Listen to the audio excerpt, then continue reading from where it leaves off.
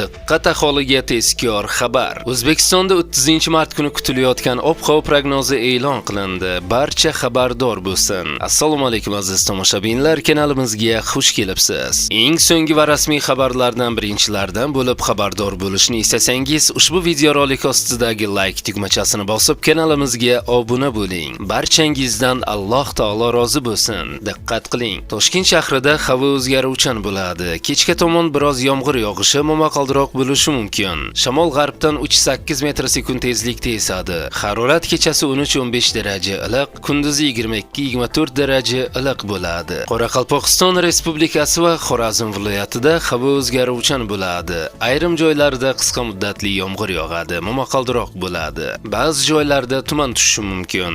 Shamol g'arbdan 9-14 metr/sekund tezlikda esadi. Ayrim joylarda chang to'zonlar bilan kuzatilishi mumkin. Harorat kechasi 10-15 daraja iliq, kunduzi 22-27 daraja iliq bo'ladi. Buxoro va Navoiy viloyatlarida havo o'zgaruvchan bo'ladi. Ayrim joylarda qisqa muddatli yomg'ir yog'adi, momaqaldiroq bo'ladi.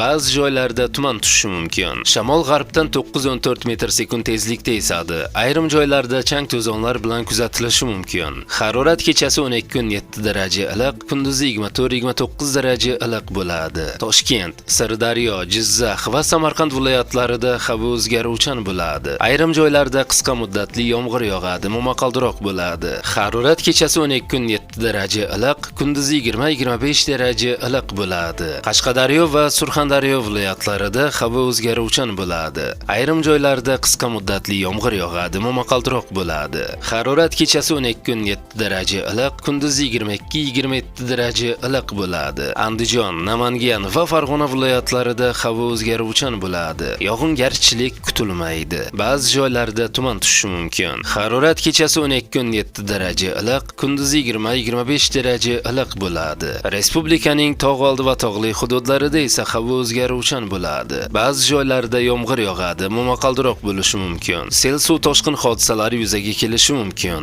Harorat kechasi 5-10 daraja iliq, kunduzi 13-18 daraja iliq bo'ladi, deyiladi xabarda. Aziz tomoshabinlar, ushbu ma'lumot boshqalarga ham tezda yetib borishligi uchun like va podpisatsiya tugmachalarini bosib qo'yishlikni unutmang.